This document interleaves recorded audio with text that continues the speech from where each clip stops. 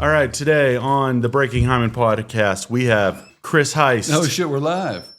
Well, we're not live, but we're going. You know, once he does the clap thing, that's like the clacker board. You know, like in Hell movies. So It's an audio test. it's Sunday. It's Sunday, and when's the last time you've been in a church on a Sunday, Chris? Do they vote on No. They. I mean, on a Sunday Do you ever go to church? when I was a kid. Oh, okay. Like what kind of church? I guess it was a Lutheran. Lutheran. Okay. Not much. I mean, we didn't go. I was a very Yeah. rare. You know, the Christmas and Easter shit. Okay, interesting. Because like back in the 70s and 80s when you were growing up, that seems like more families went to church. Is this what you wrote in your notes? No, Let's I'm talk just about church with the evil atheist. that's why I'm asking. It's just the opening question here. Because I it's don't Sunday. I can't. Here's how much religious trauma I have, dude.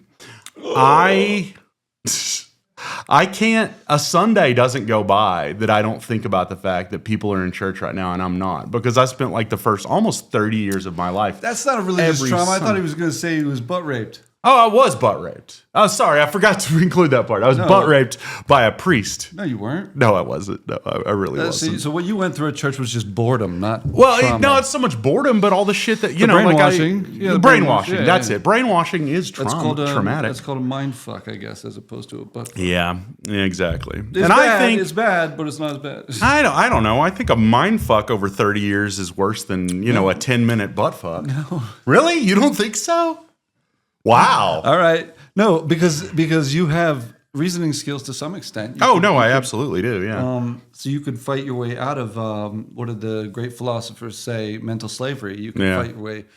You could find your way out of it. Oh, I have to a certain extent. There's still just repercussions.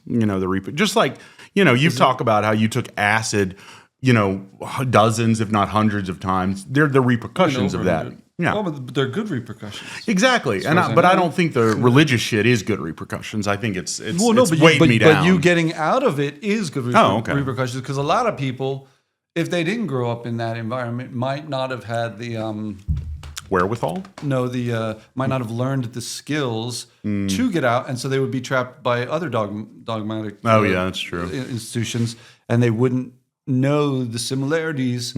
Whereas you would see from fundamentalist religion, you would see the similarities in government and in economics, the business world. You see the authoritarianism that had many similarities, and you'd be able to, okay, this company's a piece of shit, just like the fucking church I grew up in. As other people would just be like, "This is great. I love this shopping mall." Well, I grew up in really little churches, but we don't even have to get into that.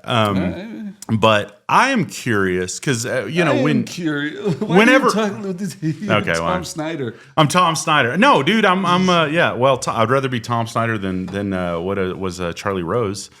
Diddling his assistants and such. Yeah. I don't think Tom Snyder ever did that. As far as we know, he was openly douchey on the show. But it was the 80s. He was probably the best of those fucking broadcasters. Who knows though? Probably. He was a bit of a I don't know. I'm a douche. Letterman, Conan guy. I love those guys were cool. Like Tom Snyder's far from Letterman or Conan. Oh yeah, no, I know that. People don't even know who he is. He's just a boring. I know, seriously. Late night fucking guy that wasn't a funny guy. He was just like Bob Costas on at 1 a.m. or whatever. I will ask you one thing. So you don't seem to have much. I will start by asking you something. You don't seem to have much interest in like conspiracy theories as much. I have what I think are actual things that happened. That's what a lot of conspiracy theorists think. Like, this is what happened. Like a lot of things that people think this is what happened. I'm like, that's not what happened. But other things, I'm like, now that's, except for the old ones. Again. I would argue the government did this. This is one of the conspiracy theories I do believe in, is that I actually define this word, haystacking, where if you have a fucking thing that you don't want anyone to know, you just throw a big pile of bullshit around it, and then no one will be able to discern the difference between all the things. Subversion. You're hiding a needle in a haystack. Yeah. So I use haystacking as a verb when you're trying to do the obfuscate good. fucking things. But it's like, so a lot of conspiracy theorists, I would say, the government created to distract from the actual conspiracy, like the CIA killed Kennedy. Okay. Like, even when 9/11 happened, I was like immediately like, because I already had a college degree at that time. Yeah. And friends of mine, we were talking, we're like, they fucking the look the other way strategy. I could see that as a conspiracy. Oh, yeah. But then immediately people were like, no, lizard people did it, and no fucking like the blah blah blah. Yeah. All this, they just threw piles of more and more absurd bullshit. And I don't know if getting back to religion, one of the great philosophers of religion, cities named after St. Augustine. Oh yeah. In 400 AD, 415 AD, he released a book called The Literal Interpretation of Genesis. Chapter 19 is Christians should not talk nonsense to non-believers. Yeah. Because, not because he gives a shit, but because he said it makes it harder to convert other people. Yeah. This is like in 415 AD, long before people were bitching about the theory of evolution, didn't come out until the 1800s. He was like, don't talk nonsense to unbelievers or they'll think all Christians are idiots and we'll have a hard time converting them. So I argue that that's what the government's deliberately doing. Define nonsense, though. Yeah, exactly. The whole thing is nonsense. That's the whole fucking thing. Yeah. But his point was, if according to the understanding the average dipshit in 415 AD, what did they know? Hardly anything. So like, yeah, when it was like, they couldn't. To them, I'm sure there was even bizarro, dumber, off the charts dumb. They considered that, and so they didn't want people to be spouting that because it made Christians look like idiots. And then they would say, "Why would I switch that religion? It's a bunch of idiots." Yeah. So that's what I would argue today. Fundamentalist Christian does is I would argue that there's probably a bunch of atheists behind it going like, "Make this shit look stupid as fuck. Just go out there and fucking." Fuck the flock of wives and just be the dumbest bullshit, and then you remember undermine Christianity. You remember that guy who showed up maybe like 2 or 3 months ago? I forget what his name was. He was a preacher, very clean cut, kind of a chubby.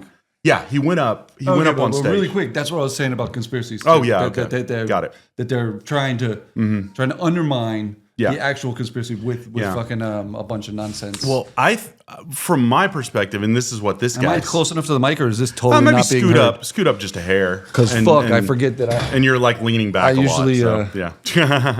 You don't have to like be right up on it. You don't have to make out with it or anything. I gotta talk to be discernible. I guess I don't know. Hey. Well, religion is an interesting topic to me because the cross section of so many things. How religion meets politics, meets pop culture, meets pop philosophy, psychology, everything, because it puts its thumbs in all of these pies, and we just can't get rid of it. We can't. Yeah, the little Jack Horner sat in a corner eating his curds and whey. I don't know. What a good boy am I? You know what I'm talking about. I'm conflating multiple nursery rhymes, but mixing metaphors. I love mixing metaphors, just like races. But it's really weird. And religion, no, religion shouldn't be mixed with anything. Yeah, I mean, they should be mixed with each other. Yeah, you get like agnosticism. Yeah, at the end of it. Eastern philosophies are cool. I'm talking away from the mic again. Yeah, exactly. Because it's like tilted. It's not like I gotta. Yeah, there we go. Yeah, there you go. Now it's Dick Angle. Yeah, Dick Angle. Yeah, I bet you there's a guy out there named Dick Angle. I just meant the average hard-on is a roughly 45-degree angle. Oh, really? Yeah. The yaw of the shaft. This fucker's a fucking engineer over here. No, I just got that from South Park. Oh, okay. I know the word, but it's the first time I heard it was South Park.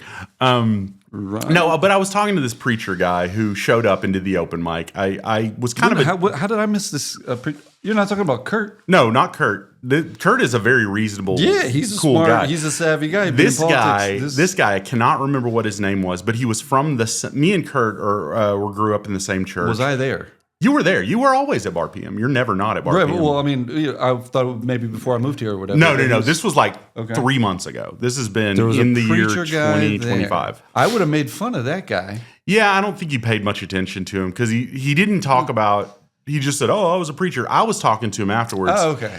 Afterwards, and I kind of asked some probing questions, and he was like, probing questions. Yeah, well, he basically said the reason that he thinks a lot of the churches are going by the wayside is because they're too involved in psychology and not enough in the biblical scripture and the literal interpretation. Because and his reason was because his wife, his third or fourth wife, no longer wanted to have sex with him, and the church elders were like, Yeah, I mean, she's a woman. She has rights over her own body and stuff. And, you guys need to work this out in counseling. And he's like, no. The Bible says that she has to fuck me whether or not whether or not she wants to. That's in the Bible. That's why I like the Bible. Was he saying that to you or on stage? He was saying this to me. Hell yeah. Afterwards. Hell yeah. And I'm like, oh, you're a piece of shit. And I just stopped talking to him after that. I just kind of went away. He was a way to win crazy over the person. opposition. Yeah, but you got to talk to crazy people to make them less crazy.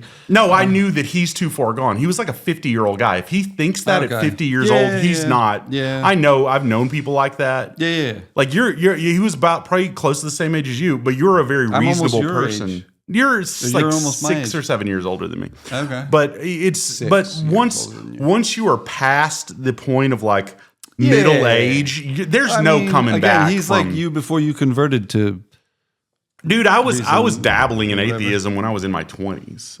It just took until I was 30. Even aside from atheism, you could be less fundamentalist about your religion. Because again, I have the whole bit where I say like I think that more so than I'm not looking to convert Christians to atheists. Like no, if anything, I want people to move from the fundamentalist side of the religious spectrum to the deism side of the religious spectrum. Yeah. And then I talk about how nobody knows what deism is. Yeah. But like if they did read Thomas Paine, if you out there want to Google fucking stop watching this shit and Google fucking Thomas Paine, Age of Reason, introduction. Just read the introduction, take you about 15 minutes, and you'll be like, fuck, this guy is trashing religion, but he's trashing organized religion. Yeah. And this is like an American hero, supposedly, that people supposedly give a shit about. He's a common sense guy, right? Yeah, but he wasn't an American hero. It's just how much fucking fair weather friends the Americans are.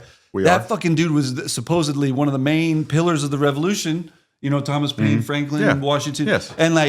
And they treated him like shit. Washington almost tried to kill him by leaving him stranded in a French prison during the French Revolution, because he went over there to try to free that country too after winning here, and then nobody showed up at his funeral. Like 10 people or 2 people. Like all the founders were like, he had been canceled because of the Age of Reason. That book was the last book he wrote where he was like, fuck organized religion.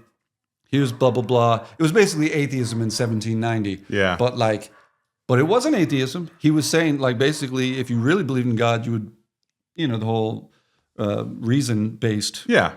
Some St. Augustine stuff. But So, and then Americans, they would never allow that American Heroes book to be read in schools. Even colleges. No. It's so fucking brutal. But it's amazing. Fuck all his other works are below the Age of Reason. The Age of Reason is fucking like amazing. Yeah. But back to your point or whatever. Nah, I don't know if I had a point. You were going somewhere with something, and I was like, Thomas Paine's only great book. I guess the other ones are. I was thinking about this earlier. Why haven't you like written a book? I'm working on it. Okay. All right. Well, I'm glad. I'm glad to hear that. I'm trying to. See, it's part of it is it's a lot of work for, again, zero profit. That is true. There's nothing I'd love to do it, but like 5 people would buy it and I'd make $50 and that would be great. And that's cool. It's not about money, but I can't spend all my time writing a book when I'm trying to do stand up and all this other stuff. Well, I mean, stand up is like 7-8 minutes at a time, sometimes 30. Stand up is like a lot of writing and practicing and doing stuff all the time and thinking all the time about. See, this is what you got to get into. It's not, you don't just go up on stage and go, oh, no, I know. 5 minutes. Well, you fucking like, you write a lot, you edit a lot, you refine, you review the tape like you're a fucking NFL player, and you fucking go back and forth and do a lot of stuff.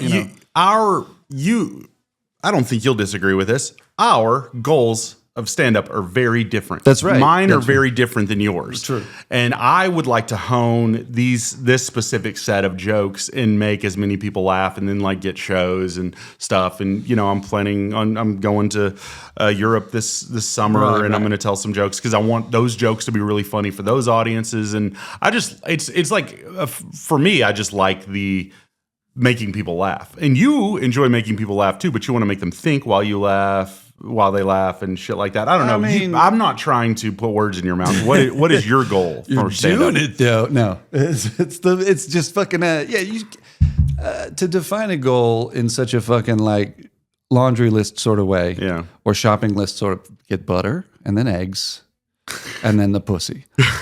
It's not like that. It's not like pussy's always on my list. First you get the power, then you get the what was the Homer Simpson line? First you get the sugar, then you get the power, it's then the you get Scarface the line, money. but the Simpsons line. Yeah, I don't have like definitive goals. It's an open-ended writing project, I guess. I don't know, but yeah, I just write shit that I think is yeah, and plus here's the other thing, because comics have given me shit for this for so fucking. I mean, since I started, but like, and other people too. Like, first of all, most comics don't know the first thing about what's fucking funny. They're like, I just want to make people laugh. Yeah. But like, read the fucking philosophers of comedy. Read those books. You'll learn about like how actually wanting to make people laugh is not just simple wordplay jokes. It's not fucking like, what 95% of comics in the world do. You have to make certain. I don't want to give anything away, but like you have to do certain things in certain ways that people criticize me for doing. Even people who run shows, you're one of the few exceptions. But people who run shows like don't do that. I'm like, wow, this fucker doesn't even know that that's like a core concept of fucking foundational to writing stand-up comedy. But that's the thing. We got all these fucking hall monitors running shit. And it sucks. But the fucking there are principles that are of writing too. It's writing anything. Writing, you think Bob Dylan was just doing what fucking whatever. I don't even know what's an example like New Kids on the Block.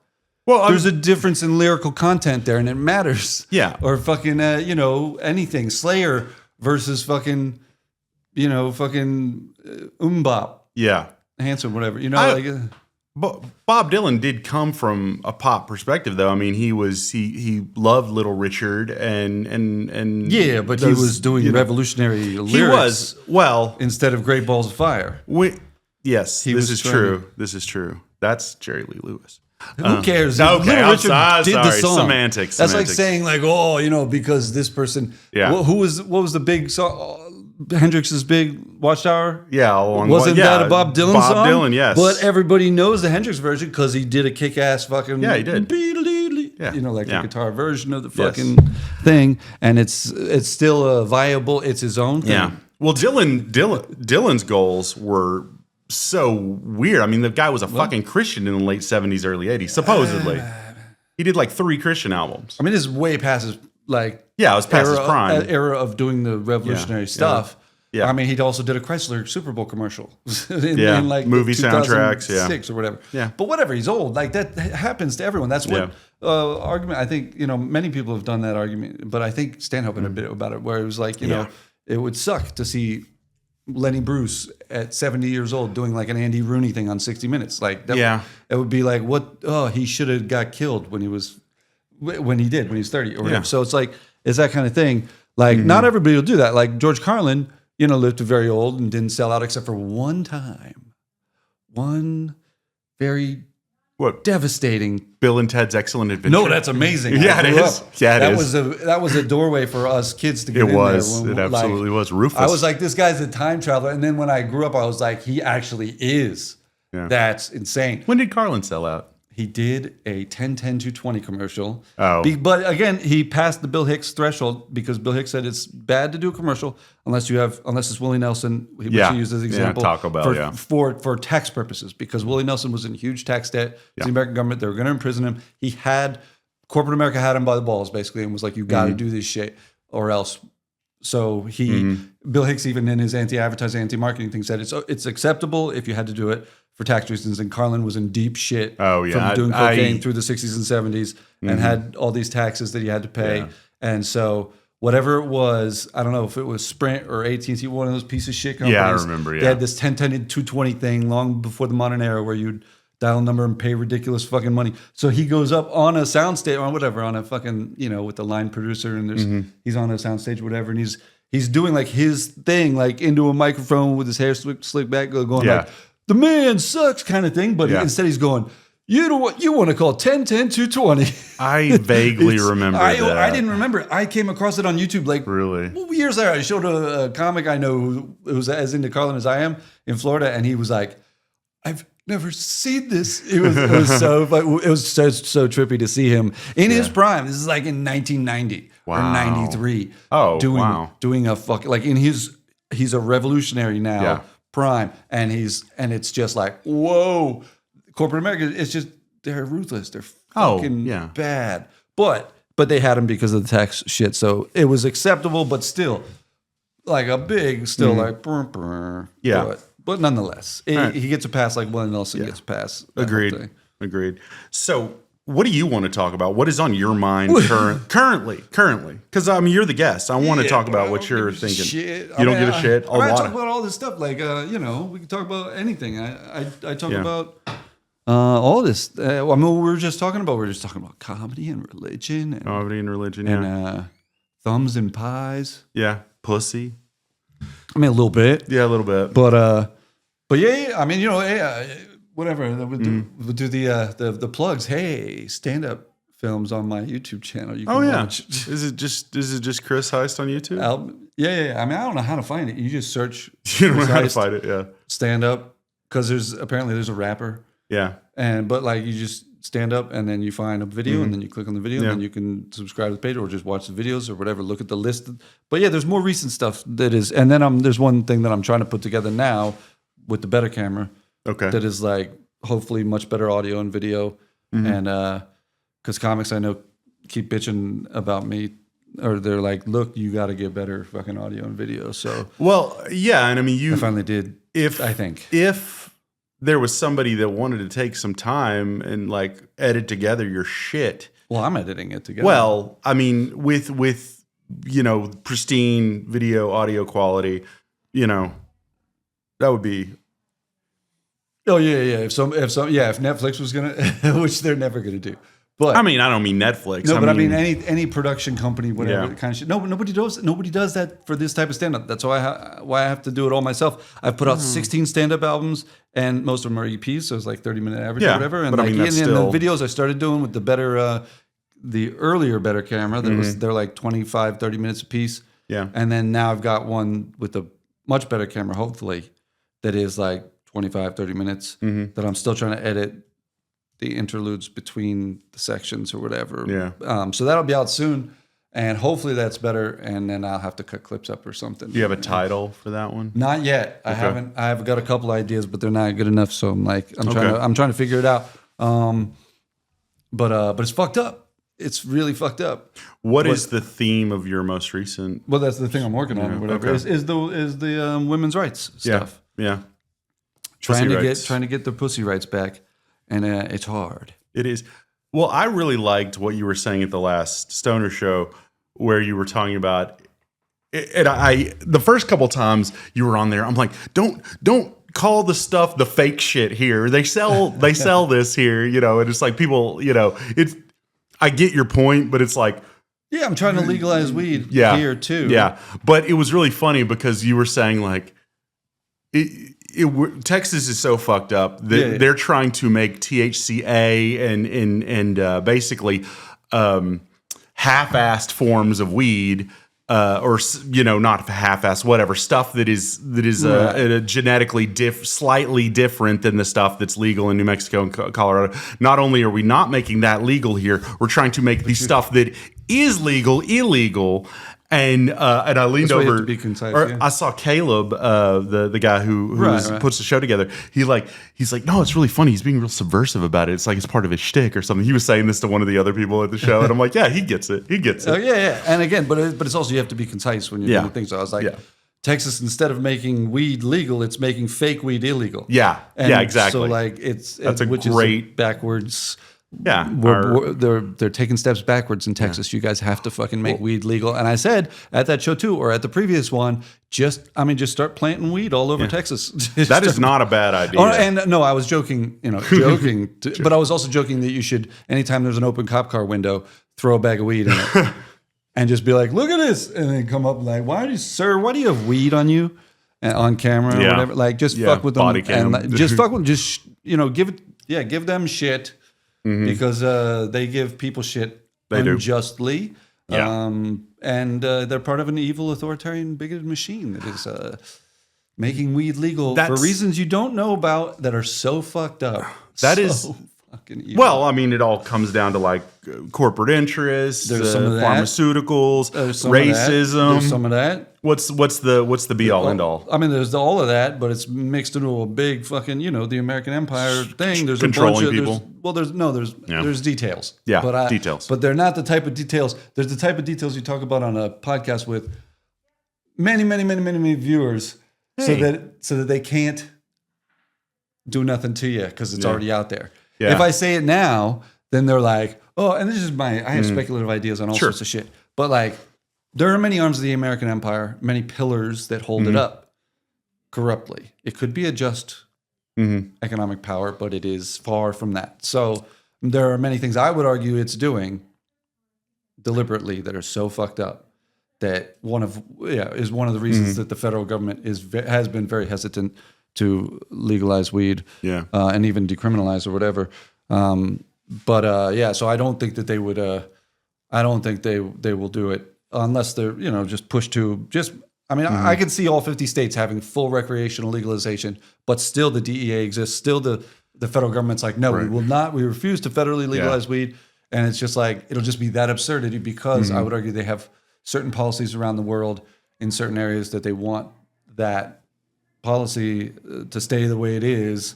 But again, I don't know that I'm right about that, but I have these ideas. Something just occurred to me. It probably has to be much, much more interesting for someone like you to be doing stand-up comedy in the United States than anywhere else in the world because we're the most fucked up country and there's the most stuff to talk about here. Well, I mean, there's stuff. I mean, there's corruption everywhere. There's bigotry and authoritarianism. There is. I mean, illegal drugs everywhere. There's this simultaneous. There's a lot of fucked up shit to talk about that happens in America, but we also have freedoms that will allow you to talk about this. That doesn't mean they're gonna, if you say up until a point. I mean, you haven't crossed that line yet. No, because I'm not famous. A number of people, both right wing and left wing people, have said that sort of shit. Like, I mean, when they get really famous, if you get too famous and then people are listening to you, then they start to do the thing, like the shit that even Trump bitched about, the shit that Tate bitched about, the shit that fucking, I'm sure back in the day Bob Dylan bitched about, like. It's if you get too famous and you're saying shit that upsets the fucking military empire at the core of this dictatorship that pretends like it's a democracy, then they're going to step on, first they try to cancel you and then they try to arrest you, then they try to kill you is what the people say or whatever. But but if you have, I have no fans or 10 or 20. Yeah. So it's like, it's safe at this point. They couldn't give a shit. They couldn't give a shit at this point. But if I if I got like, I mean, my type of stuff would not likely have millions of audience, but even hundreds of thousands, they would be like, not good for the machine or whatever. And I don't know, but they try to all the tricks, you remember the episode of The Simpsons where Lisa became president or whatever?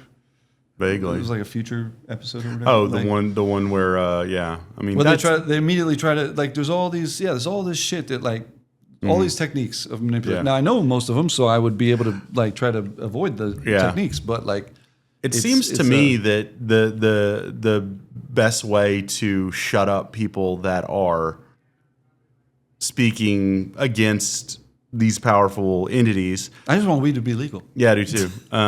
But also, they just throw money at people. Like, that's one of the things. That's one of the tricks. It's like, hey, Joe Rogan, you're saying some shit that maybe toes the line, or you're having guests on.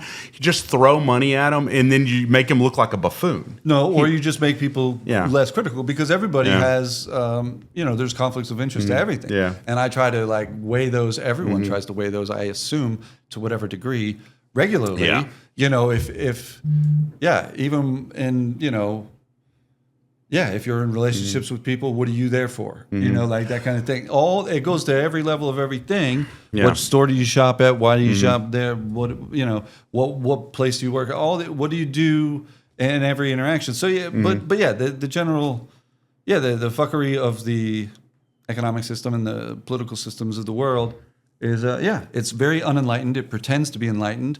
It's more enlightened than many other places that we prop up and use and exploit, but it's still far from where it should be. So I would argue that I'm critical of America Not because it's the craziest or the worst, but because it is the largest scale. And as I made the point before many times, 20 years ago, even in songs and stuff, that it's, North Korea is horrifically authoritarian and fucked up, but because it's so stupidly to the nth degree authoritarian, it can't get powerful. Yeah. It stifles its own progress with that. So, but a country like America that is actually much more open can get very big and powerful because it's innovating technologies and all this stuff. It can get very rich, and then it has a choice whether it's going to fucking treat countries around, just exploit the shit out of people and take what it wants by force, or tariffs. Is it going to be far beyond tariffs? Liberals, we're bitching about tariffs this week, but like the whole thing, whether it's Biden or Trump, or the whole thing is so evil and corrupt. It doesn't have to be. But they're just greedy cunts at the top of every fucking corporation, every fucking government agency. Yeah. It's just like a machine, a well-oiled machine that just wants to exploit the fucking, the Trump tariffs is just a recent example of that. That's corrupt as shit. I was telling somebody earlier, that's an example of the fucking, again, it's my speculative idea. Yeah, right. That it's an example of the first, he's a movie buff, the Die Hard movie. Yeah. You remember when McClane's I guess Hans has him in prison, sort of he's holding a gun on him, and he kind of does the Scooby-Doo thing where he reveals the plan. Yeah. And he says because they're supposedly terrorists in this thing. Yeah. And he goes, it's not about we're robbing the fucking thing. Right. And that's the whole disguise, is that it's about terrorism, but actually it's about money. They're just thieves, and that's all it is. And I would argue that that's what this whole thing is about. Oh. Just it has nothing to do, the market manipulation that occurs, they all bet against it. So they either shorted the fuck out of the market, then did the tariffs thing to make it go down, and then they're going to buy the fuck out of it going back up and just be even super billionaires or whatever. Yeah. So it's like I never believe, even when they're supposedly principled about the shit, they don't. Yeah, at that level, once you're that rich and powerful, everything has 6 ulterior motives. Yeah, and it's just insanely complex. And even people like Trump, there's people he's more sophisticated than people give him credit for, but the people around him, all the economic advisors, all the douches and stuff that are configuring things are doing it for the sake of money. And power too occasionally, but I would argue again.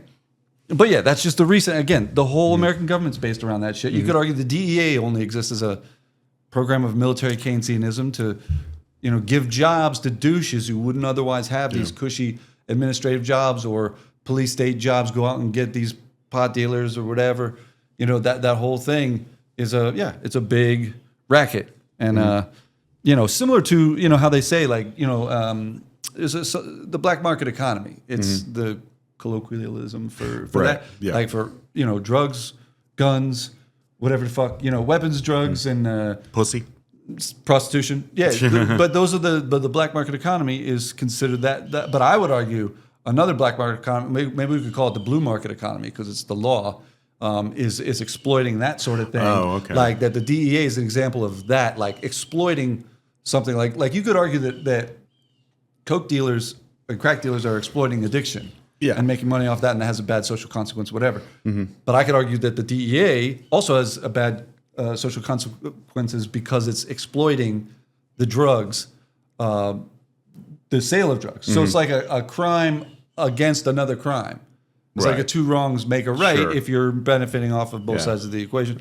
So in that sense, every government agency, every corporation that's involved in that sort of shit, not just drugs, but all the authoritarianism in every nation, but especially the most powerful one, is an example of that type of what I could call the blue market economy, the police state economy that should be illegal, but is totally legal. It should be illegal for government agencies to be formed against drugs or against any number of things, or to do all sorts of the shit that they do. The empire, how it's the military-industrial complex, all that sort of shit. It should be illegal to invade other countries. It should be illegal to all these sorts of things that American history is full of. It should have never been full of that because the people along the way should have been much more enlightened. And that's one of the reasons I don't believe in the Illuminati conspiracy. It's they are clearly not enlightened. No. Whoever's running the fucking society is clearly just a greedy fucking bastard that is just doing horrible shit for money and power. And if you were truly enlightened, like in the Thomas Paine style enlightened, but even they were, like I said, cunty fucking petty George Washington. Yeah. Like literally was like, nah, let that fucker rot. Like literally, like there's letters and them bitching back and forth, like of him going like, yeah, I see it. I'm the president of America. I could totally be like, free that fucking guy from the French prison, and the French authorities would be like, sure. But he was like, nah, let him fucking rot. And like, that's brutal. Like these are, like Washington's only sitting in that chair because of Thomas Paine. Right. And he has no fucking gratitude for that shit. This supposedly enlightened leader. And yeah, there's 50,000 examples in American history other than that. But yeah, sadly, Illuminati.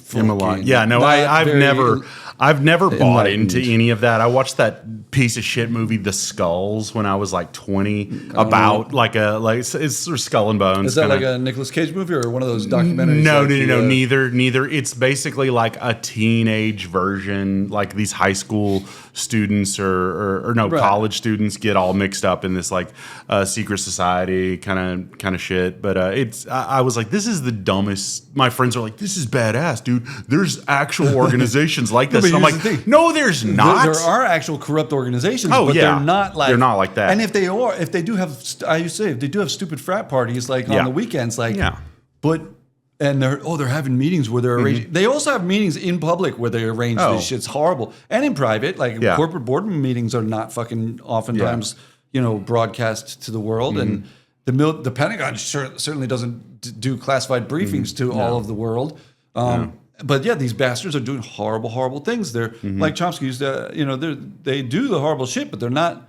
You don't need an extra frat layer of like they party on the weekends and do this shit. With an owl god. You just they're fucked up because of what they are open about doing. Like it's the business world and the political world in almost every nation on earth is so inexcusably evil and corrupt. And it doesn't have to be. It just currently is because not enough people are aware of enough details of it and especially how to alter it, how to steer the ship. What was the turning point? I mean, I guess you could say, because you were just talking about George Washington fucking over Thomas Paine. I mean, you could say since the birth of the United States, we've been fucking over people, and there's been some evil people in charge. And I've argued that it's deliberate from the beginning. Yeah. Even the people, the founders, when they were constructing this thing, were like, we're doing this so we could turn it into a Roman Empire, right? Where we take over everything and fucking own people and fucking just take the world and steal everybody's riches. Yeah, that was the goal from the start. And you could argue, that like even certain Brits that were high in power were in on it and be like, yes, we're going to allow it because they're Going back far enough, I mean, why did we discover America in the first place? Well, I mean, whatever. You could lots of people discover colonialism, and they were trying to make money. Like, oh shit. I listen to a lot of podcasts, and are you familiar with it? Yeah, exactly. I make them, I listen to them, I consume them. Are you familiar with the Batavia? The ship of the Batavia, the Dutch East India Company. So details. But they basically compared on this last podcast to the left. The Batavia was in the Dutch East India Company was the largest corporation in like the 16 or 1700s, and they were basically tantamount or like an analog. But not that boat. That was a particular. No, that was a particular boat. Okay. But it was like resorted to like the shit. It was sort of a microcosm of like Amazon or something, and you have these people in control, and then the workers, and it's crazy to me that we're all down here at the bottom fighting over the scraps whenever people at the top are like ha ha ha ha ha. That's nothing trickles down. Nothing trickles down. That's by design. Yeah. Now again, there are people arguing, again, because in American history, even there was a time when most people demanded more, and that's what created the middle class of America, which is, as many commentators commonly say, is a rare thing in human history. Usually, everything's distributed like in third world style, where it's just like small elite, and and many people are talking about this, but like, it's one of those things where you have to organize as a society. And at the time in the 1950s and 60s, Americans were highly unionized. Yeah. They had a lot of networks between communities or whatever, where they were like, we're not going to let just a handful of evil rich people run this society into the ground and then jump ship. And that's part of the problem. But I mean, there's economic arguments that have to be won. In the 1960s and 1970s, there was a transition, so to speak, from the Keynesianism. Yeah.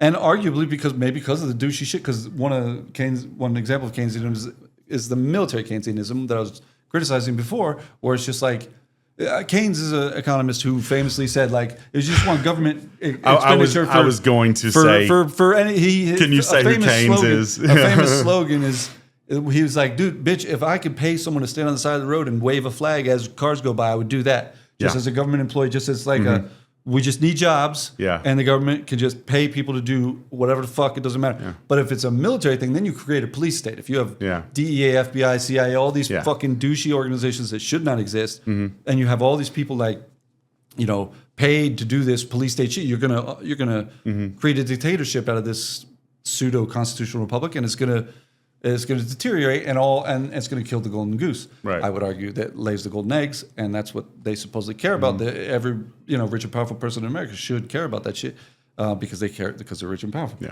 But like, and this is like an engine of growth. This is America is an engine of fucking profit. So especially for the richest people. So why would they stomp on their own goose? You get too greedy, and sometimes that shit happens, I guess. But like, it's one of those things where. Yeah, you can't like. But one of many of the good things that Keynes talked about was that there, if you just, and it wasn't just Keynes, but like that era had. There's a lot of unions. There's a lot of community organizations where people were like, we are going to be wealthy enough as a people, everyone, to get a house, to get a car, to be able to buy shit. Yeah. And you even had some corporate leaders that are horrible in other respects, but were like, these idiots need, is how they thought of them, but they need to be able to make enough to buy our shit. Yeah. If they can't make enough money at their job to buy our car, what the fuck? How are we going to sell the car? Yeah. So there are all these sorts of things, and at a certain point, to some degree, there was this middle class in America or whatever, and it's been deteriorating since the 80s when other economic philosophers made different arguments. Probably because they were paid by the greedy fucks at the top of the fucking thing.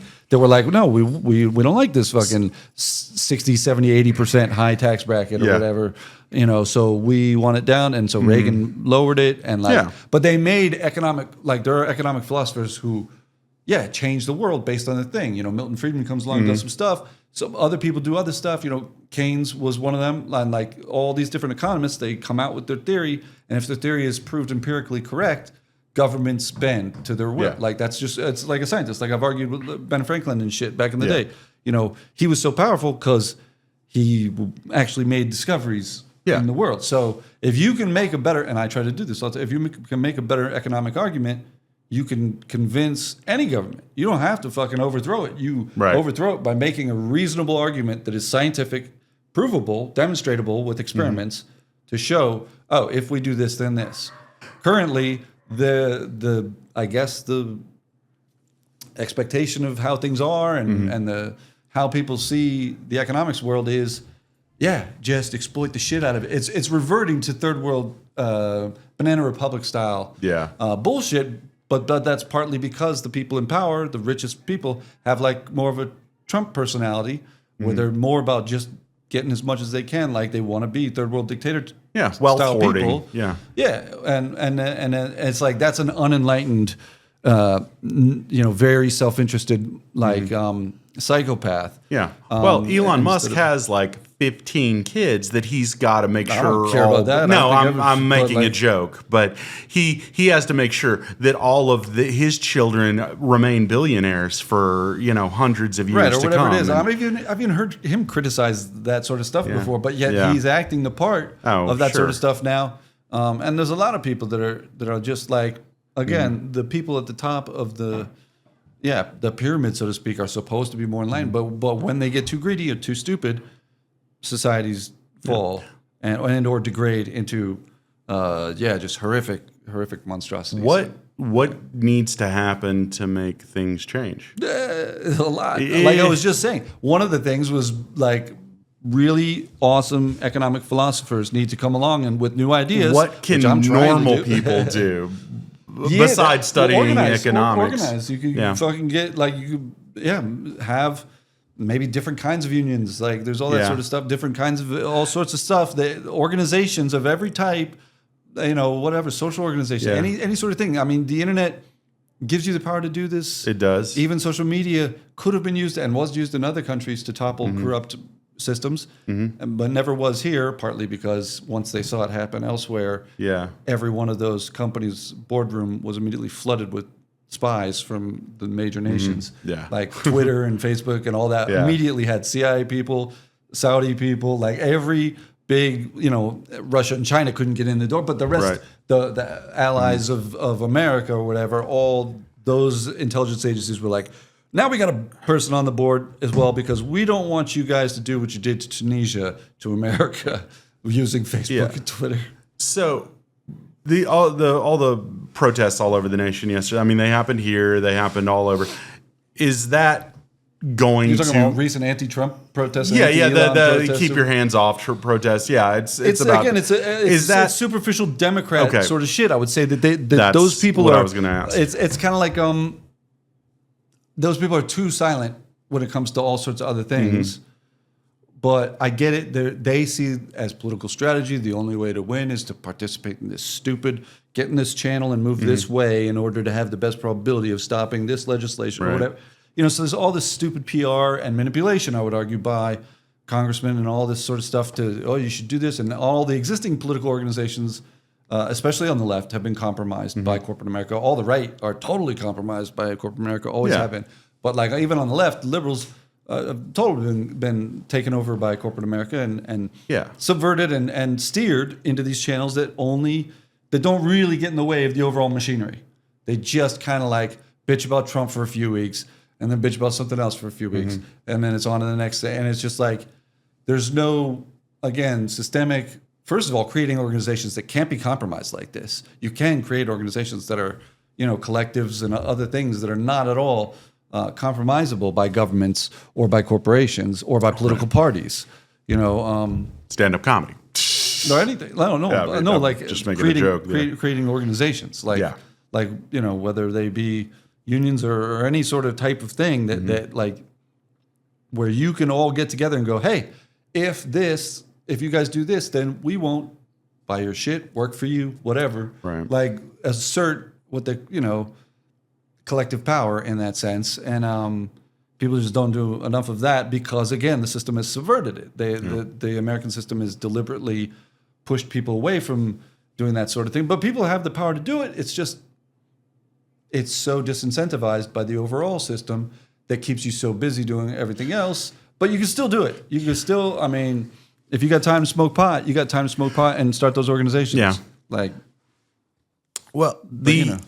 want to talk for a minute about I know, dude. That's right. I don't even think because I can go on like 6 hours. I know you can. I know you can. You can Cory Booker this whole thing. You can filibuster right. Did he piss in a cup? Yeah, I don't even know. That's how filibuster style, whatever. No, but I'm not trying to filibuster. I'm trying to get these ideas out so I can write this book. Okay. Yeah. So yeah, if you want to do it, we should do it at my place where we just go 6 hours and then I can just type what I say.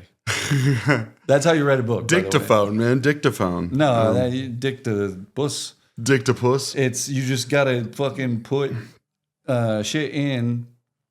You gotta say ideas out. Yeah. Because like stand up. Yeah. Ideas are best vocalized, I would say. Well, most people for books even. Most people just want to be comfortable at the end of the day. They want to comfortable enough. They want to be comfortable enough. Yeah, it's literally Alfred Marshall, page 1. Alfred Marshall's Principle of Economics, 1900 or something. It gives an example of like 4 fuckheads in an economy. Yeah. Ordinary people.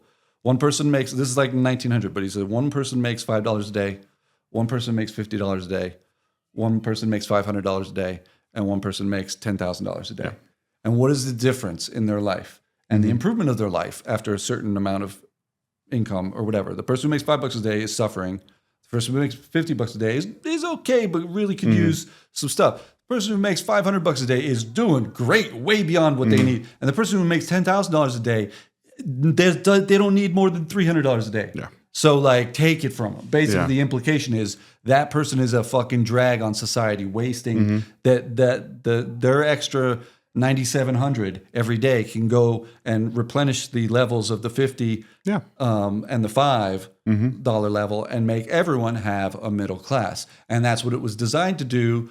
I mean, again, that book was written in 1900. A lot of those arguments went through the 30s and 40s, and they were like, we have to make this better because Americans were poor as fuck, just like many third world countries in the very early 1900s. And they were like, fuck this shit. And then they saw the corruption of the fucking, the 1929 stock market crash, and they were like, fuck this shit. And the Great Depression happens and all this shit. And Americans are like, we're not going to live like this. We're smarter than this. We're supposedly more enlightened than this. So we're going to make it better. And they did.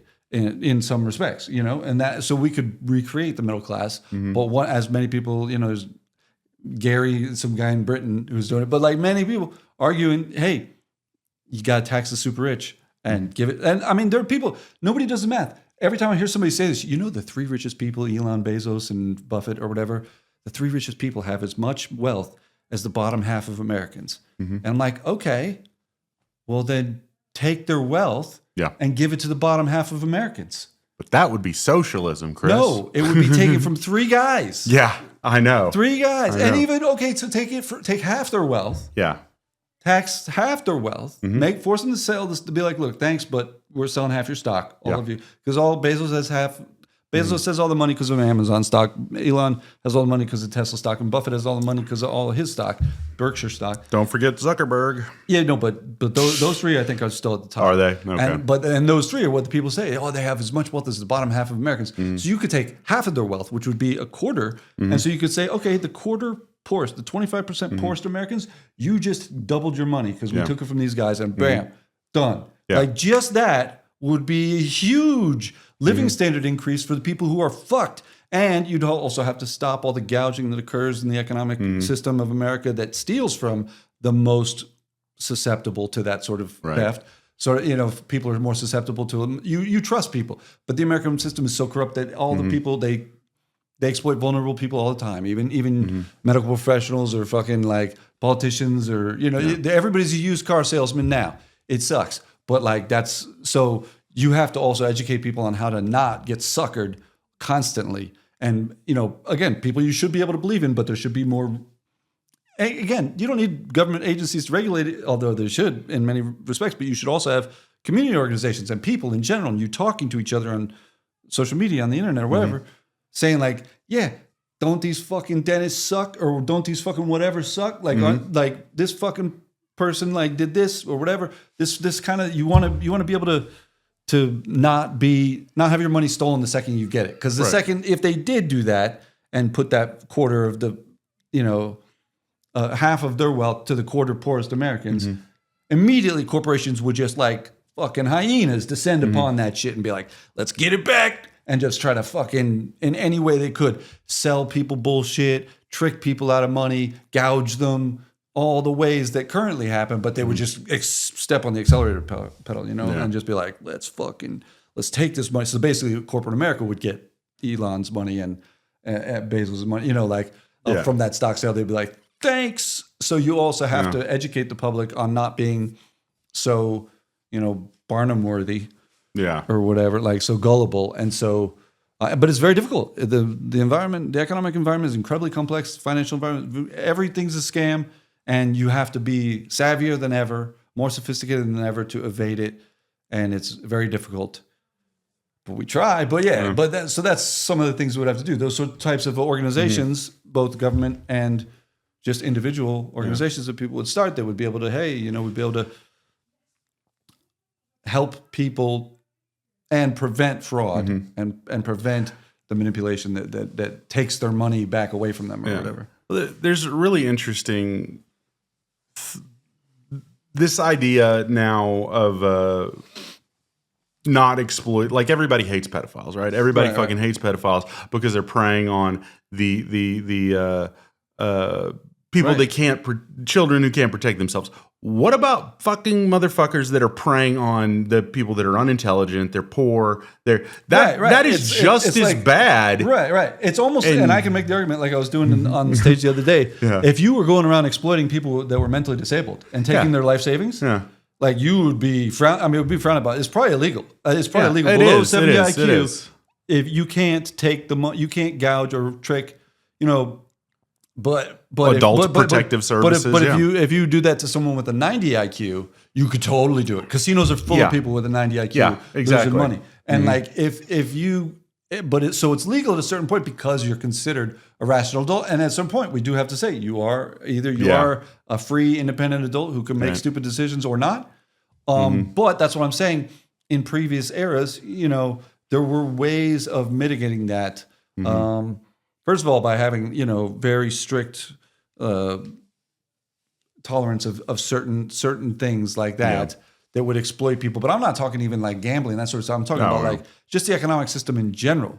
If you go to a business, they're gonna try to rob you, and that's bad. It did not used to be that way. When you went to the 5 and dime store or whatever, you could buy a thing. It was a relatively fair price with a relatively small margin of profit for the owner of the business. Nowadays, shit is so far removed, I guess. The information in an economic system, information is always imperfect, but like in general, there's so much deception on every level of every place you go.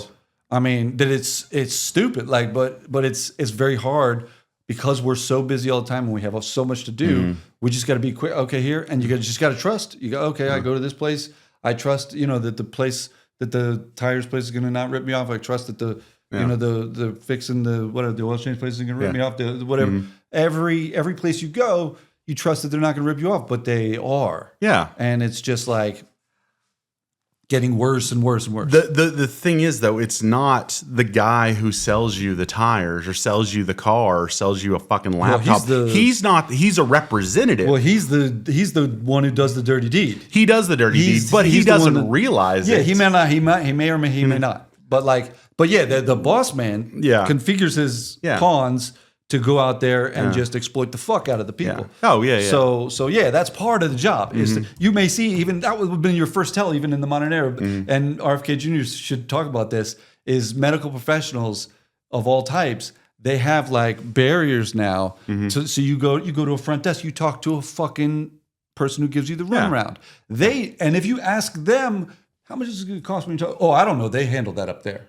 Like they keep a shield, they keep a separation there so that they can get away with conning you because I have nothing to do with this. I'm only the guy who owns the place. It's such a fucking doctor doesn't do the billing. It's some lady named Becky behind the desk who works for the insurance companies. And like that trick to keep let's go over in the finance center, like literally like a car dealership.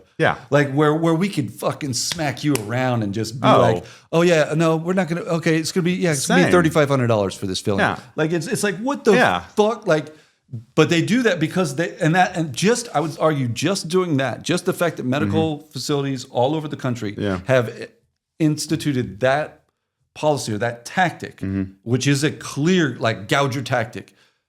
That should have been like red flags everywhere, and everybody should have said no. Fucking no. Even the government should have come in and said, no, you cannot. That's fraud. You can't pretend like you don't know. You can't put people over here and be like, here's your item. Basically the same thing they do. I don't know if you've been to a car dealership, but you go into a certain section. Unfortunately, yes. You go into a section and they go, okay, now this guy's going to tell you how much you can borrow. This guy's going to, and they do that shit too. Oh, you don't have the money for this because it's thousands of dollars?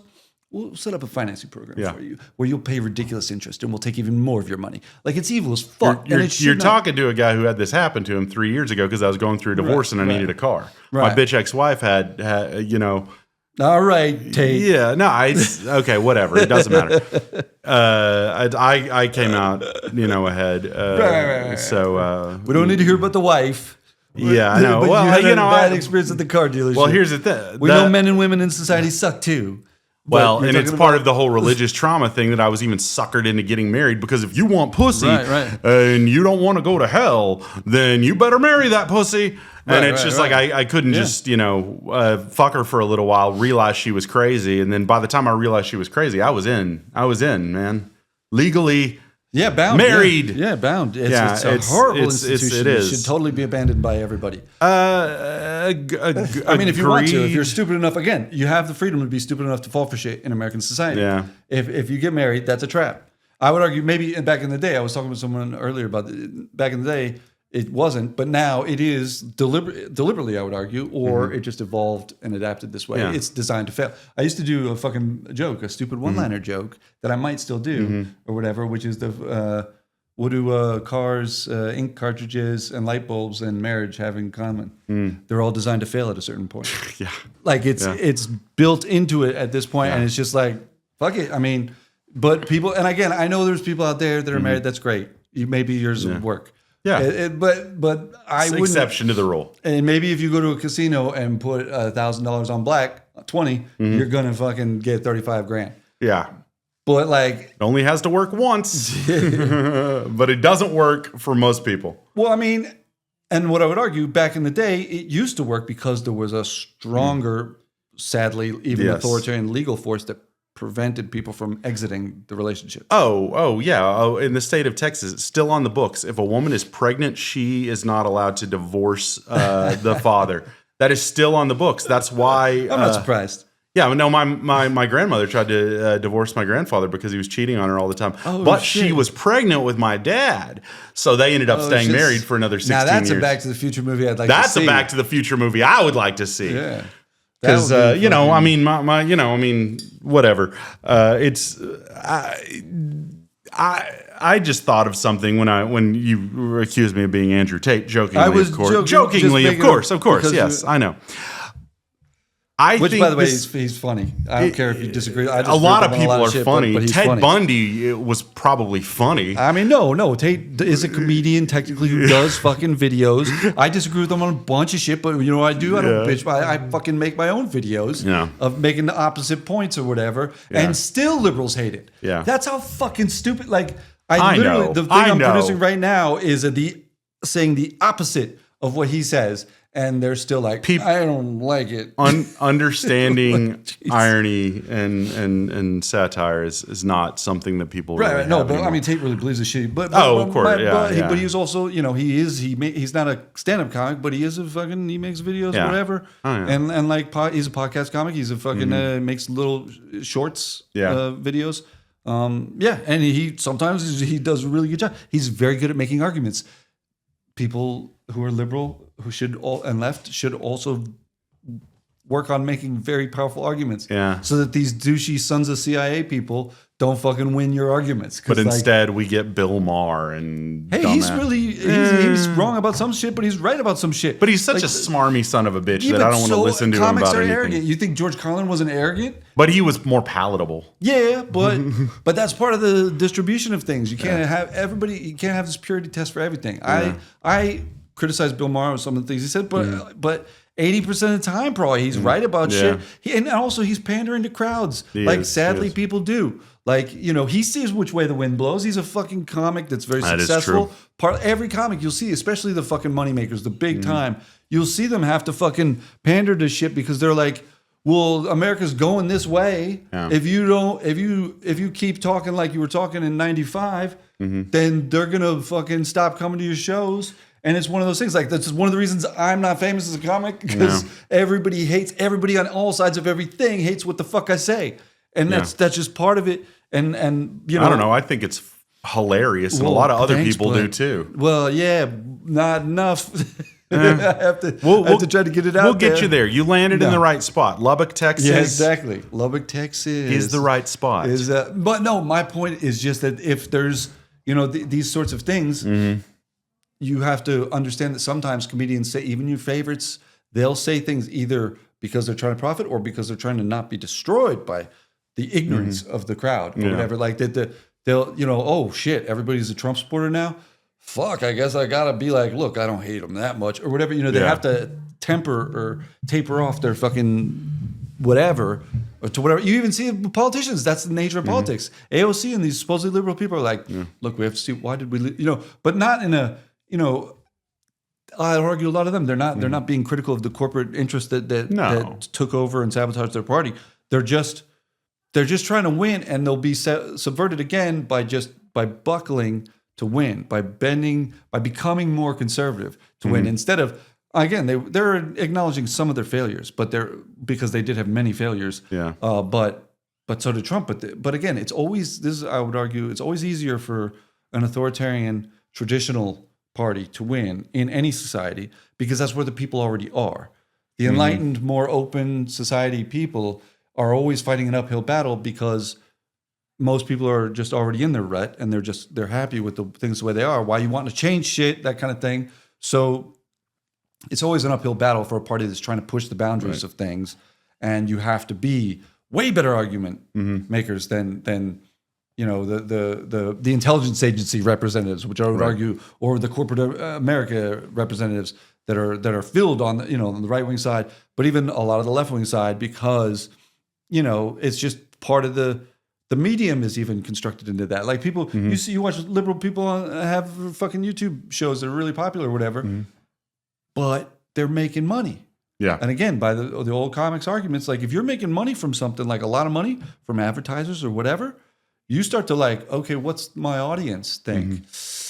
Well, I don't want to lose them, so I got to fucking like bend what I say and shit, so and massage what and it's just like you're gonna. So it's corporate America's got them by the balls there too. Yeah. Even the most left-wing YouTuber is subject to that pressure. The algorithm. Not just the algorithm, but like the fact that they're taking advertisement money. Yeah. If they are, and even if they're not, the fame shit of it. The fact that they're getting some sort of power or money from it in some respect. Yeah. They don't want to fuck it up by pissing off their own audience, by being critical of something. But that's what I hate, all this fucking like everything. If one person, if Bill Maher says one thing that's fucking ignorant or wrong, it turns off everybody else. No, but that makes you hate him. Even though I haven't liked him since I was a kid. On government, he said great things about religion and all this stuff, but he said ignorant things about religion at times. I enjoy Religulous. Yeah. And one of the things I would criticize him about his most recent shit is that he's gone back on some of the things he said in that. He would disagree, but I could discuss it with him. Look, you said in this movie against these ultra fundamentalist Israelis. Yeah. But now you're critical of that and now you're on their side against, the ultra fundamentalists of Islam or Christianity or whatever. You've seen his nose. He's a Jew. What? No, listen to this guy, supposedly liberal. Hey, I'm making jokes. Yeah. Over here. But I want to end on a joke too. But the point is the fucking, if he's going to be critical of Hamas, he also has to be critical of the Israeli government. Of course. Both of which, and again, I argued in a whole stand-up album I did about the game theory of the Israeli-Palestinian conflict called The Stealth of Manipulations, which is a playoff of the Wealth of Nations book. It's an album, but it's all about that fucking game theory. How, Hamas is, first of all, the Likud party in Israel helped massage the events so that Hamas ended up in charge, which is what I call plantifoil strategy. You want dipshits running your enemy society, and same thing with the Palestinians. Like Netanyahu's the stupid conservative fundamentalist, and everything on that side, but those fundamentalists on each side end up exploiting each other and benefiting from that exploitation. Again, case in point, Hamas has been in power since 2006. And Netanyahu has been in power in Israel since 2006. What is it? I thought Israel was a democracy. You don't have fucking 20-year reigns of leaders, even though he was a little bit in that. No. But he's been the de facto dictator, just like Putin in Russia. Yeah. Netanyahu's been the de facto dictator of Israel. Just like Trump will be here. I don't think that'll fly. You don't think it'll happen? Trump may try, but that shit ain't gonna fly here. Americans fucking shoot at people who do that shit. I really hope you're not wrong. I don't think Trump would even try it because he'll talk that game, but part of that is Trump playing a game with liberals, which you two suckers for that too. You're too gullible with that shit. Yeah. Trump does every week. He comes out and he says with his his communications team, he's like, okay, what are we going to say this week that pisses off liberals and makes them cry about it for the week, distracting them all from all the policies of the U.S. government that they should be criticizing, but instead they're going to criticize the stupid shit we're thinking up to say right now. And that's what he does. Well, Gulf of America, all that shit is just fucking fodder talking points for people to go, hey, he said that, he did that way. He's fooling you, and you keep falling for it. So Right. that all of that, you got to get past all this sort of shit, or else he would be. But Americans, I would have thought Israelis were more sophisticated, that they would not have had. You would think. I mean, no, just in general, because it's a first world society. Yeah. There's like in America, we had Bush Cheney for 8 years, and we were like, "Fuck you, dicks, get the fuck out!" Like, and I was surprised. I thought they were going to last. Like, I thought that thing was going to keep going. But the military-industrial complex just, it tricks Democrats into supporting war like Ukraine. Right. That's an old trick. Sure. Democrats support the war machine destroying European countries, and the right wing supports the war machine destroying countries that aren't white. And and that's just how the war machine again manipulates the politics of things to get you to go either way it wants, so it benefits every time. But yeah, America could have been run by the Cheney family for decades, and it wasn't. And while they're still to some extent the power behind the throne, they are not explicitly in control. And if Trump tried to do that, he would know it would be super stupid and dangerous. Yeah, well, chances are the guy will be dead in 3 years, just because old guys don't live that long. I mean, he's old, but 80-year-old obese men don't live that long. But the point is, he's probably just bullshitting. And if he tries to stay in office, first of all, nobody has to kill him. Like they're just going to say no, you can't do that. Right? There's whole government agencies that would drag him out of the building. Yeah. Like they would be one would hope. And if they didn't, and if they turned military coup, right, then they would get in trouble for doing that, like big time. And if for some reason they took over the country somehow in something, that country would be defeated. You see it all the time in these Trump ally kind of countries where there's a guy who tries to do that. Yeah. And then by Tuesday, he's fucking ousted and he's in big trouble. Yeah. So I don't think Trump wants his whole family in that kind of trouble. So maybe he tries, but he'll be in such big trouble. Yeah. It's like what Chomsky said when the 1950s thing was going on with the fucking the whole Red Scare shit and all that stuff. Joseph McCarthy going after everybody. Yeah, it was going to end at some point. Once he went after the army, he was fucked. Once that's what Chomsky said. Read your history, kids. Once he went after the army to start calling everybody leading the army was a communist. Hey. The army was all right, buddy. All right, fucking. Can I say something hilarious though right now? Army McCarthy hearings. Who was McCarthy's lawyer? Roy Cohn, who was Trump's his mentor for many years. Roy Cohn. It's hilarious how these things work in circles and stuff. But either way, don't fall for his. No, he pushes your emotional buttons to distract you. Yeah, no. Every week, that's all I see is left and liberal people who should be talking about other shit are bitching about what Trump said or did, and it's just like, dude. You used to talk about other things. He did. No, I mean, I'm just saying people. Oh, people. Liberals sorry. and leftists used to talk about other things. Now, Trump has them completely distracted talking about what fucking right guard he sprayed on which armpit that day. Yeah. And it's like, what are you doing? Like, how are you still falling for this? It's been 8 years of you falling for this, and it's getting really annoying. Like, and Elon does the same trick. Oh, yeah. And it's fucking like every other week, they're just baiting people to they're doing shit that is ambiguous enough that right-wing people can play it off and not ambiguous enough that left-wing people can complain about it because that's what they want you to do. Waste your time complaining about shit instead of actually doing the actual organization that can change the society for the better and make Americans not so gullible and distraught and fucked that they support douchey politicians like that shit. And it's just like, but yeah, again, the level of sophistication is just getting off the charts now with the manipulation of the corporate, America and the military industrial complex. So if I had to scientifically guess what's going to happen next, it's going to get even worse. You're going to fall for even worse shit constantly. And Americans are going to get even poorer and poorer. And there's going to be this rich elite of handful of douches that fucking owns everything. And everybody else is like peasants in a Russian feudalism of the late 1880s or whatever, and gulags, or just just like the fucking everybody's a fucking, it's like permanent Great Depression except for a fucking Ferrari driving elite, and that's the whole. It shouldn't be like that, but as far as the trajectory is going now, that's what's winning. We need people to get rational and stop falling for the tricks of the powerful, but sadly they don't. No. But hopefully they will. But only 10 people will see this, so it doesn't. Hey, maybe as many as 50. I've had 50, 60 people. Yeah, so have I. My old co-host who my stand-up films get that much views. My old co-host, she'll watch this because she's obsessed with me. YouTube is a fucking owned by Google, the major corporation. They will not allow, everything's pay to play now on there. Or same with Facebook and all that shit. Right, I don't buy ads. You have to in order to get any reach. It used to be back in the day, somebody should start a new sort of YouTube and a new social media thing where it has a legitimate access to the audience, where if something's actually good, it's not suppressed by government or by corporate interests. They go, no, we don't want people to hear that. Right. So suppress the reach of that, suppress the reach of this, all that sort of stuff.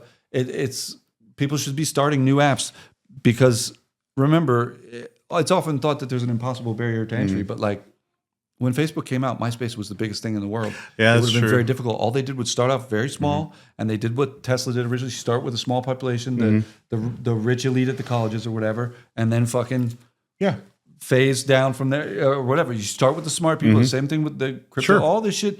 You start with the smart people and phase it into everybody else eventually, but and have everybody know as part of the thing. There's no money in this. There's no profit for this. There's not going to be a fucking IPO. There's no corporation. It's just an app that you can nowadays, a video app like YouTube or a fucking social media app like Twitter or Facebook. You can make that and with very little, I mean, I don't know if you need a whole server farm, but like, a couple rich people could, or a couple people who have enough money to do it could get together and be like, this open source, totally independent. We're not going to do it or say anything. In fact, we can design it like they designed Bitcoin. Nobody can fuck with it after the fact. You could design a social media app similarly. Nobody, even the inventor, cannot fuck with it after the fact. The YouTube site, nobody. We should censor it. Sorry, we don't have the ability to. Yeah, so it would just be a free thing that people could use. And if a technology comes along where you could create a thing that would make it not a fucking douchebag farm. Then you could make something that was better, and that would have more effect. And immediately, Facebook would go out of business. Right. Google would go out of business, and it would be good because those dinosaurs have corrupted the original supposed what they were supposed to do, and just become this money grubbing fucking like destroy, give everyone anxiety for profit sort of company. And please, software engineers out there, create new things. Get involved with people who want to fund that sort of thing, and then fucking build it. You shouldn't need. I'm no good computer programmer, but you should not need. Especially now, it's 20 years. It's 20 years after those sites started. Oh, I know. I've been on Facebook for 20 years. Yeah, but it should be way easier to start that base model of that than it was then. Yeah, with less server load, whatever, less cost of doing it, and you would put those fucking douchey companies out of business, rightfully so. And it would be a nonprofit model, just an open source thing, right? Just like any number of other things that supposedly the software engineering population was all about, make that shit needs to be made open source like fast so that you could honestly get an audience. You don't have to worry, is the Chinese government or the American government getting in the way of my audience? Is fucking Exxon getting in the way of my audience? Is Lockheed getting in the way of my audience? Is fucking the algorithm getting in the way of my, just make it like when I first was on YouTube, I had an anti-war thing, and it was easy to get thousands of views. Yeah. And they were genuine views, not bots bullshit. Yeah. So like, I know, right? It's if they could do it then, you could do it now. And fucking make it easy for anyone to get somewhere without interference from authority or money. And All right. We're gonna wrap this up. But I do end with a question. I don't watch your podcast, so I don't know. Good. I'm glad you don't. I mean, I listened to the one that I did audio of. No, of course, is this new, or you did that then? No, I didn't do it then. So this is a Breaking Hyman podcast. How'd you break your hymen, bro? Tell me. You could give me a brief virginity losing story. I was in high school and I fucked a woman that was in. At the same high school. Oh, cool. We were at a party. We met at a party. Nice. She was apparently into me.